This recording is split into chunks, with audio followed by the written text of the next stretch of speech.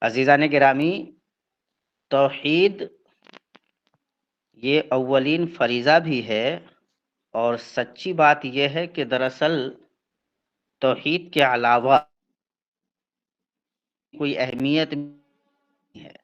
کسی چیز کی کوئی اہمیت بنتی ہے تو اس توحید سے جڑنے کی وجہ سے بنتی ہے۔ آپ ذرا غور کریں کہ اللہ تبارک و تعالیٰ نے انسانوں کو اور جناتوں کو پیدا کرنے کا مقصد اسی توحید کو بتلایا ہے۔ وَمَا خَلَقْتُ الْجِنَّ وَالْإِنسَ إِلَّا لِيَعْبُدُونِ۔ اللہ تبارک و تعالیٰ کا فرمان ہے کہ میں نے انسانوں کو اور جناتوں کو اس لیے پیدا کیا ہے، صرف اس لیے کہ وہ میری عبادت کریں۔ یعنی انسان کی تخلیق کا مقصد بھی توحید ہے، صرف اللہ تبارک و تعالیٰ کی عبادت کی جائے، اسی غرض سے اللہ تبارک و تعالیٰ نے انسانوں کو اور جناتوں کو پیدا کیا۔ اور ذرا غور کیجئے کہ یہ تو پیدائش کا مرحلہ عالم ازل کے بعد کا ہے۔ اس سے پہلے اللہ تبارک و تعالیٰ نے عالم ازل میں، یعنی کائنات، اس دنیا میں انسانوں کو بھیجنے سے قبل اللہ تبارک و تعالیٰ نے تمام انسانوں کو جو صبح قیامت دنیا میں اللہ تبارک و تعالیٰ کی طرف سے پیدا کیے جائیں گے، ان تمام کو اکٹھا کیا اور ان سے ایک معاہدہ لیا۔ اللہ پاک نے پوچھا الست بربکم، کیا میں تمہارا رب نہیں ہوں؟ قالوا بلا، تو سب نے بیک زبان کہا کیوں نہیں، آپ ہی ہمارے رب ہیں۔ تو اللہ تبارک و تعالیٰ نے اس توحید کا اقرار کہ جب دنیا میں جانا تو صرف میری عبادت کرنا، مجھے رب ماننا، میرے سوا کسی اور کے در پہ نہ جانا، اس کا اقرار، معاہدہ اللہ تبارک و تعالیٰ نے، اس کا عہد ہمیں دنیا میں بھیجنے سے قبل بھی لے لیا۔ اور دنیا میں بھیجا تو بتایا کہ ہم دنیا میں تمہیں اس لیے بھیج رہے ہیں کہ جا کر کے صرف میری عبادت کرنا۔ اتنا ہی پر بس نہیں ہے، اللہ پاک نے سارے انبیاء کرام کو، سارے کے سارے کو، بغیر کسی استثناء کے، بغیر کسی اپوات کے، جتنے انبیاء دنیا میں آئے سب کو اللہ تبارک و تعالیٰ نے اسی لیے بھیجا کہ وہ سب کے سب انسانوں کو یہ بتائیں کہ صرف ایک اللہ کی عبادت کرنی ہے اور اللہ پاک کے علاوہ کسی کو شریک نہیں ٹھہرانا ہے۔ صرف اسی کام کے لیے بنیادی طور پہ تمام انبیاء کی یہی دعوت تھی کہ ایک اللہ کی عبادت کرنی ہے اور ایک اللہ کے ساتھ کسی اور کو اس کی عبادت میں، اس کے جیسا سمجھنے میں کسی اور کو شریک نہیں ٹھہرانا ہے۔ وَمَا أَرْسَلْنَا مِن قَبْلِكَ مِن رَّسُولٍ إِلَّا نُوحِي إِلَيْهِ أَنَّهُ لَا إِلَٰهَ إِلَّا أَنَا فَاعْبُدُونِ۔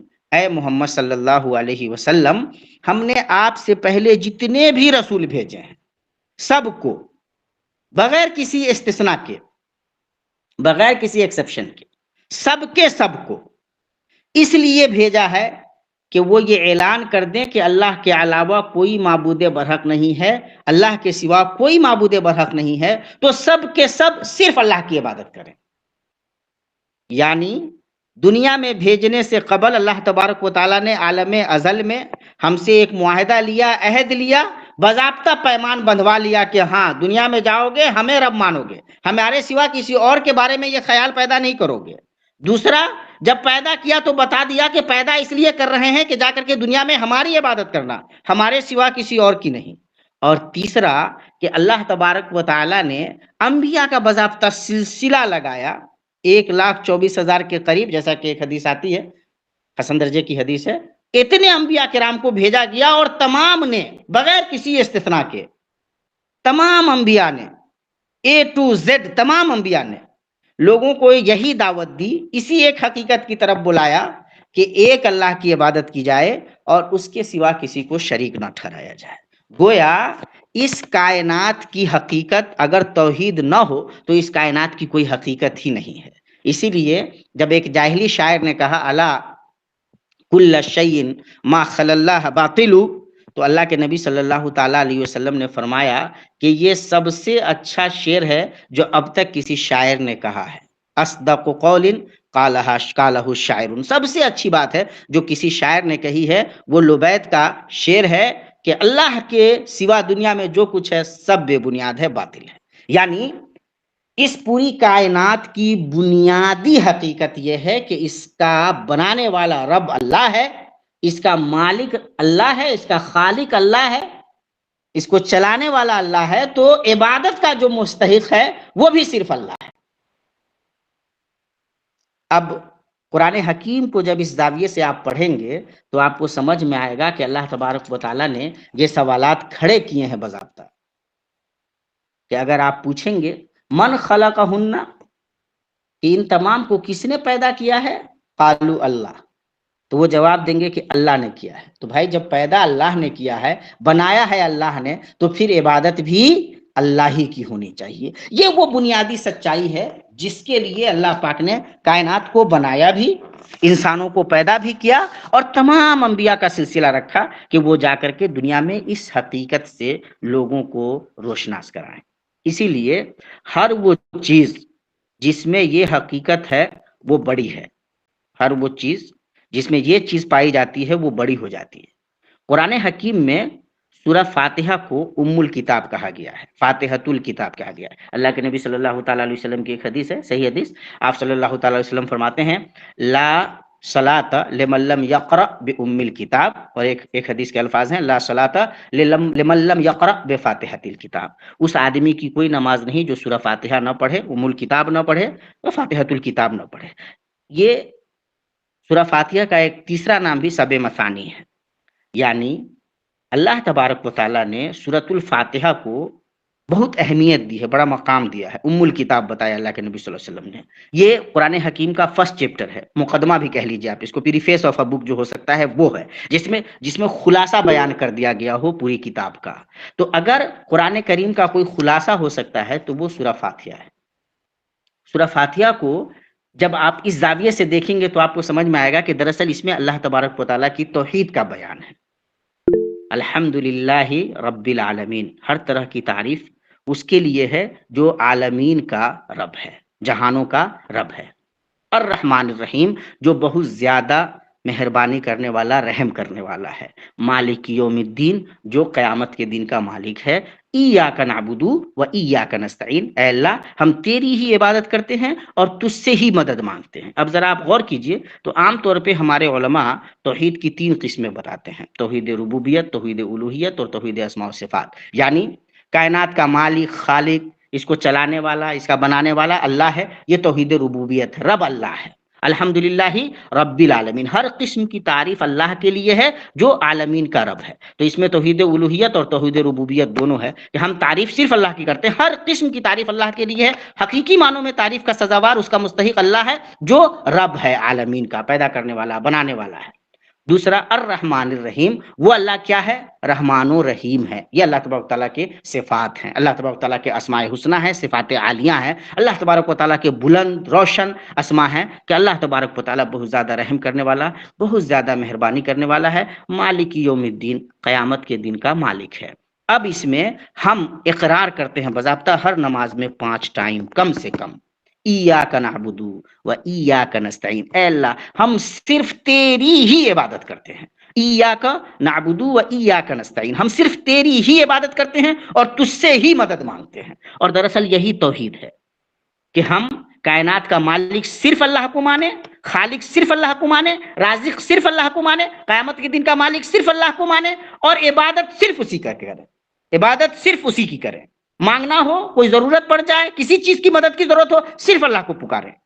تو اللہ کو خالق، مالک، رازق ماننا، کائنات کا مالک ماننا، ہر ایک چیز پہ اس کو قادر ماننا، اللہ تبارک و تعالیٰ کے جتنے اچھے اسماء و صفات ہیں ان پر ایمان لانا اور ان کے جیسا کسی کو نہ سمجھنا، ساتھ ہی صرف اسی کی عبادت کرنا، صرف اسی سے مدد مانگنا، صرف اسی کے آگے جھکنا، اسی کو ہر طرح سے اپنا مرکز بنا لینا کہ کوئی مصیبت آئے گی تو وہی اس مصیبت کو دور کرنے والا ہے، بیمار پڑیں گے تو وہی شفا دینے والا ہے۔ وَإِذَا مَرِضْتُ فَهُوَ يَشْفِينِ، کہ اگر میں مرض میں گرفتار ہو جاؤں تو اللہ تبارک و تعالیٰ ہی شفا دیتا ہے۔ اسی کا نام توحید ہے اور اس توحید کا بیان ہے اس سورہ میں، اس لیے اس سورہ کو سورہ فاتحہ کہتے ہیں، ام الکتاب کہتے ہیں، کتاب کی ماں، the mother of the book۔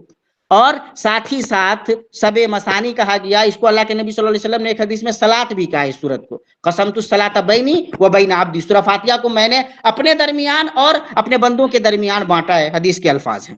یعنی اس سورت کی ساری اہمیت اس بات سے ہے کہ اس میں توحید کا بیان ہے۔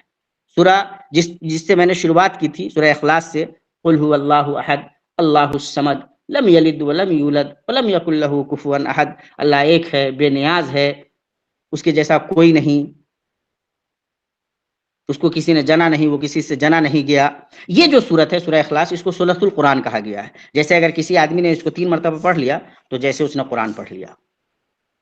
کیوں؟ اس لیے کہ اس میں اللہ تبارک و تعالی کا بیان ہے، اللہ تبارک و تعالیٰ کے اسماء و صفات کا بیان ہے، اللہ تبارک و تعالیٰ کا تعارف کرایا گیا ہے. اسی طرح سے سب سے جو بڑی آیت ہے قرآن کریم کی، آیت الکرسی، وہ کیا ہے؟ اللہ لا الہ الا هو الحی القیوم لا تاخذہ سنۃ ولا نوم له ما فی السماوات وما فی الارض من ذا الذی یشفع عنده الا باذنہ یعلم ما بین ایدیہم وما خلفہم ولا یحیطون بالشیء من علمہ الا بما شاء وسع کرسیہ السماوات والارض ولا یعودہ حفظہما وهو العلی العظیم. اس صورت پہ غور کیجیے، اس آیت پہ، آیت الکرسی پہ. آیت الکرسی سب سے بڑی آیت ہے قرآن کریم کی، عظیم ترین آیت مانی جاتی، بڑی محتم بالشان ہے. کیوں؟ اس لیے کہ اللہ تبارک و تعالیٰ کا کے حقائق کا بیان ہے، اللہ پاک کے بارے میں گفتگو ہوئی ہے، توحید کا بیان ہے. اللہ لا الہ الا ہو، اللہ ہے، اس کے سوا کوئی معبود برحق نہیں. هو الحی القیوم، وہ حی ہے، ہمیشہ زندہ ہے، ہمیشہ زندہ رہے گا. قیوم، اسی نے کائنات کو سنوارا ہوا ہے، سنبھالا ہوا ہے، وہی کائنات کو چلانے والا ہے. لا تأخذہ سنۃ ولا نوم، اللہ تبارک و تعالیٰ کو اونگ تک نہیں آتی، وہ اس کو سونے کی ضرورت نہیں ہے. تو اللہ تبارک و تعالیٰ کا بیان ہے، اللہ تبارک و تعالیٰ کی صفات، اللہ تبارک و تعالیٰ کے اسماء، اللہ تبارک و تعالیٰ کیا ہے اس کو بیان کیا گیا. اس لیے یہ صورت سب سے عظیم صورت ہے. گویا ہر وہ چیز جو اس توحید سے جڑتی ہے بڑی ہے، اور ہر وہ چیز اس توحید کے خلاف ہے، اس بنیادی سچائی کے خلاف ہے، اس کی کوئی حیثیت نہیں. اسی لیے جب اللہ پاک نے تمام انبیاء کو اس غرض سے بھیجا کہ آپ جائیں اور لوگوں کو یہ بتائیں ما لکم من الہ غیرہ، کہ اللہ کے سوا تمہارے لیے کوئی دوسرا معبود برحق نہیں ہے. اللہ کے نبی صلی اللہ تعالیٰ علیہ وسلم جب مکے میں آئے تو مکے میں ظاہر ہے کہ اس شرک کے علاوہ بھی بہت ساری خرابیاں تھیں. لوگ بڑی بڑی سماجی برائیوں میں مبتلا تھے، بیٹیوں کو زندہ درگور تک کر دیتے تھے، زنا عام تھا، اور کمزور پہ ظلم کرنا عام بات تھی. لیکن اللہ کے نبی صلی اللہ تعالیٰ علیہ وسلم نے جب لوگوں کو اکٹھا کیا تو جو پہلی بات کہی وہ تھی قل یا ایھا الناس قولوا لا الہ الا اللہ تفلحوا، اے لوگو کہہ دو، اقرار کر لو، مان لو، قبول کر لو کہ ایک اللہ کے سوا کوئی معبود حقیقی نہیں ہے، تفلحوا، کامیاب ہو جاؤ گے. تو کامیابی کا پیمانہ کیا ہے؟ کامیابی کی بنیاد کیا ہے؟ کہ ایک اللہ کے سوا کسی اور کی عبادت نہیں کی جائے، ایک اللہ کے سوا کسی اور کو معبود نہ مانا جائے. تو جب آپ نے ایک اللہ کو مان لیا، اس کی عبادت تسلیم کر لی، تفلحوا، تو آپ کامیاب ہو گئے. کامیابی کا پہلا نسخہ اور آخری نسخہ یہی ہے کہ آدمی توحید کو قبول کرے اور اس کے تقاضوں پر گامزن ہو جائے، چلنے لگے، مان لے، عمل کرے. اگر یہ سچائی آپ کے پاس ہے تو دنیا کی سب سے بڑی دولت آپ کے پاس ہے. کیا غم ہے جو ہو ساری خدائی بھی مخالف، کافی ہے اگر ایک خدا میرے لیے ہے. تو یہ حق آپ کے پاس ہونا چاہیے. اس کے سوا جتنی دنیا ہے وہ اگر اس سے جڑی ہوئی ہے تو اچھی ہے، ورنہ. اسی لیے اللہ تبارک و تعالی سب کچھ تو بخش سکتا ہے، لیکن شرک اللہ تعالیٰ بخشنے نہیں جا رہا. ان اللہ لا یغفر ان یشرک بہ ویغفر ما دون ذلک لمن یشاء ومن یشرک باللہ فقد ضل ضلالا بعیدا. اللہ تبارک و تعالیٰ اس کو نہیں بخشنے جا رہا. اللہ پاک نہیں بخشے گا کہ اس کے ساتھ کسی کو شریک ٹھہرایا جائے. ہاں، اس کے علاوہ جس گناہ کو اللہ پاک چاہیں بخش دیں، یہ اللہ پاک کی مرضی پہ ہے. اللہ پاک کی منشا بخش سکتا ہے دوسرے گناہوں کو. اور جو اللہ تبارک و تعالیٰ کے ساتھ کسی کو شریک ٹھہرا ہے تو وہ بہت دور کی گمراہی میں پڑ گیا. اللہ کے نبی صلی اللہ تعالیٰ علیہ وسلم نے ایک صحابی کو نصیحت کی اور کہا لا تشرک باللہ وَإِن قُتِلْتَ أَوْ حُرِّقْتَ، اگر تمہیں کوئی قتل بھی کر دے یا جلا بھی دے تو بھی اللہ کے ساتھ کسی کو شریک نہ ٹھہرانا. اس لیے کہ جل جانا، انسان کا جلا دیا جانا یا مار دیا جانا، یہ اس کا دنیاوی نقصان ہے. لیکن جان بوجھ کر دل کی آمادگی کے ساتھ شرک کرنا، یہ اس کے لیے مکمل نقصان ہے، آخرت کی تباہی کی بات ہے. اسی لیے وہ 2 لوگوں کا واقعہ سنا ہوگا کہ مکھی کے چکر میں آدمی جہنم میں چلا گیا. کیوں؟ اس سے جب کہا گیا کہ غیر اللہ کے نام پہ نظر چڑھاؤ تو دل مان گیا اس کا اور اس نے چڑھا دی. جس نے نہیں چڑھایا اس کو مار دیا گیا تو اس کی آخرت بن گئی, جس نے چڑھا دیا تو اس کی آخرت تباہ ہو گئی. اس توحید سے ہی دراصل ہر طرح کی کامیابی کا تصور جڑا ہوا ہے. اگر یہ نہیں ہے تو کچھ نہیں ہے, اور یہ ہے تو ہر چند کے دنیا آپ کے خلاف ہو, سب سے بڑی دولت آپ کے پاس ہے. حضرت بلال رضی اللہ تعالیٰ عنہ کو مکے میں جب ہر طرح سے زد و کوب کیا جا رہا ہے, اتنی پٹائیاں ہو رہی ہیں, آج بھی جب ہم وہ واقعہ پڑھتے ہیں تو آنکھیں نم ہو جاتی ہیں اور ایمان تازہ ہوتا ہے. لیکن دیکھیے وہ جو ان کی زبان پہ عہد کا لفظ ہے کہ نہیں اللہ ایک ہے, اس ایک اللہ کے سوا میں کسی کی عبادت نہیں کر سکتا, یہ وہ عظمت ہے جس عظمت کا کوئی دوسرا انسان تصور بھی نہیں کر سکتا. اسی لیے حضرت بلال رضی اللہ تعالیٰ عنہ کا مقام بڑھتا چلا جاتا ہے, مؤذن رسول ہوتے ہیں, اور اللہ کے نبی صلی اللہ تعالیٰ علیہ وسلم ان کے چلنے کی, کھڑاؤں کی جو آواز ہے, چپل کی آواز جنت میں آپ صلی اللہ علیہ وسلم سے پہلے پہلے سنائی دیتی ہے. کہنے کا مقصد جو بنیادی طور پہ ہے وہ یہ ہے کہ توحید انسان کی پیدائش سے پہلے اللہ پاک نے اس کا عہد و پیمان لیا. اللہ نے پیدا اسی لیے کیا کہ انسان توحید کو برتے گا, ایک اللہ کی عبادت کرے گا. اللہ پاک نے تمام انبیاء کو اسی مقصد کی خاطر بھیجا کہ لوگوں کو اسی ایک حقیقت کی طرف بلایا جائے کہ ایک اللہ کی عبادت کرو, اس کے ساتھ کسی اور کو بالکل بھی شریک مت ٹھہراؤ. پورے قرآن میں امام ابن تیمیہ کے شاگرد رشید امام ابن قیم رحمۃ اللہ علیہ لکھتے ہیں کہ پورا قرآن کریم کی ایک ایک آیت, ایک ایک سورت, ایک ایک رکوع, ایک ایک سپارہ, پورا کا پورا قرآن دراصل توحید کے بیان میں ہے. کس طرح؟ یا تو توحید کی حقیقت بیان کی گئی ہے, اللہ پاک نے بتلایا ہے کہ ایک اللہ کی عبادت کرنی ہے, یا تو شرک سے ڈرایا گیا ہے, یا اللہ تبارک و تعالیٰ کے اسماء و صفات بیان کیے گئے ہیں, یا یہ بتایا گیا ہے کہ جو لوگ توحید پہ رہے وہ کامیاب ہوئے تو ان کے واقعات بیان کیے گئے ہیں, یا پھر یہ بتایا گیا ہے کہ جو توحید پہ نہیں رہے وہ ناکام ہوئے, اللہ تبارک و تعالیٰ نے ان کو ہر طرح سے ذلیل و خوار کیا تو ان کی حقیقت بیان کی گئی ہے. تو یہ بھی یعنی ہر اعتبار سے جب آپ غور کریں گے تو پورا کا پورا اللہ کا کلام قرآن حکیم دراصل اسی توحید کے بیان میں ہے. اللہ پاک نے پیدا بھی انسان کو اسی لیے کیا, تمام نبیوں کو اسی مقصد کے لیے بھیجا. قرآن کریم مکمل طریقے سے اسی حقیقت کے بیان میں ہے بنیادی طور پہ. بقیہ جتنی چیزیں ہیں تفصیلات ہیں, حقیقی طور پہ بالواسطہ طور پہ باضابطہ طریقے سے اگر کسی چیز کا قرآن کریم میں بیان ہے اور جو اصل ہے, جو بنیاد ہے, تو یہی توحید ہے. یہ امام ابن قیم رحمۃ اللہ علیہ مکمل دراسہ کے بعد اس نتیجے پہ پہنچتے ہیں.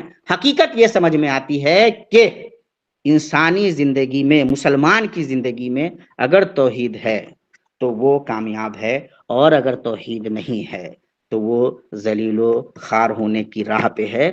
اور ایک مسلمان ہونے کی حیثیت سے یہ ہماری ذمہ داری ہے کہ ہم اس دعوت توحید کو لے کر لوگوں کے پاس پہنچے. جو کام انبیاء کا تھا وہ کام اب انبیاء کے بعد اللہ کے نبی صلی اللہ تعالیٰ علیہ وسلم کی امت کا ہے, اور اس سچائی کو لوگوں تک لے کر کے جانا ہماری آپ کی ذمہ داری ہے. کنتم خیر امت اخرجت للناس تأمرون بالمعروف وتنہون عن المنکر وتؤمنون باللہ. نبی کے بعد صلی اللہ علیہ وسلم یہ کام اس امت کے مسلمانوں کو, علماء کو, عوام کو یہ کام انجام دینا ہے کہ توحید کی دعوت لوگوں کو دینی ہے, ایک اللہ کی طرف لوگوں کو بلانا ہے. آج کا منظرنامہ یہ ہے کہ دنیا کو تو چھوڑ دیجئے, کفار و مشرکین تو شرک و کفر میں مبتلا ہیں ہی, بہت سارے مسلمانوں کو اس سچائی کی, اس توحید کی حقیقت کی صحیح جانکاری نہیں ہے. تو ان کو صحیح راہ پہ لانے کی کوشش کرنا ہماری آپ کی تمام کی ذمہ داری ہے. آئیے اللہ تبارک و تعالیٰ سے دعا کرتے ہیں کہ اللہ تبارک و تعالیٰ ہمیں ان بنیادی سچائیوں کو سمجھنے کی توفیق عطا فرمائے, اور یہ جو دعوت ہے انبیاء کی, یہ جو دعوت ہے اللہ کی, یہ جو دعوت ہے نبی صلی اللہ علیہ وسلم کی, اس دعوت کو لوگوں تک لے جانے کی ہمیں توفیق دے. اللہ کے نبی صلی اللہ تعالیٰ علیہ وسلم نے جب اپنے چچا زاد بھائی حضرت عبداللہ ابن عباس کو نصیحت کی تو کیا کہا؟ یا غلام, اے بھائی, جب تمہیں مانگنا ہو, اذا استعنت فاستعن باللہ, جب مانگنا ہو مدد تو اللہ سے مانگو. اگر اللہ سے مانگو گے تو کامیابی ملے گی. اور یاد رکھ لو کہ اگر پوری دنیا تمہارے فیور میں ہو جائے کہ تمہارا کوئی کام کرائے, لو ان الناس اجتمعوا علی ان ينفعوك لا ينفعوك بشيء الا ما قد كتبه الله لك ولو اجتمعوا علی ان يضروك بشيء لن يضروك الا بشيء قد كتب الله عليك. اگر سارے لوگ اکٹھے ہو جائیں کہ وہ تمہیں کوئی فائدہ پہنچا سکیں تو صرف وہ فائدہ پہنچا سکتے ہیں جو اللہ نے تمہارے لیے لکھا ہے، اور سارے لوگ اگر اکٹھے ہو جائیں کہ تمہیں نقصان پہنچائیں تو سوائے اس کے اور کوئی نقصان نہیں پہنچا سکتے ہیں جو اللہ پاک نے تمہارے لیے لکھ دیا ہے۔ تو اس توحید کو، اس بنیادی سچائی کو لوگوں تک لے کر کے جانے کی کوشش کرنا ہم مسلمانوں کی ذمہ داری ہے۔ اللہ تبارک و تعالیٰ سے دعا ہے کہ اللہ تبارک و تعالیٰ ہمیں یہ کام کرنے کی توفیق دے۔ السلام علیکم ورحمۃ اللہ وبرکاتہ۔